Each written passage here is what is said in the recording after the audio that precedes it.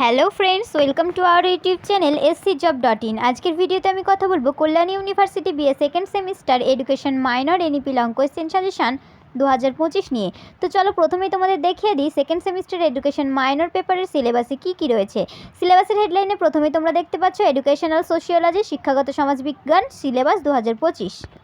Unit 1 সমাজবিজ্ঞান এবং শিক্ষামূলক সমাজবিজ্ঞান, ইউনিট 2 সামাজিক কারণ সমস্যা এবং শিক্ষা, ইউনিট 3 সামাজিক গোষ্ঠী এবং শিক্ষা, ইউনিট 4 সামাজিক পরিবর্তন এবং শিক্ষা।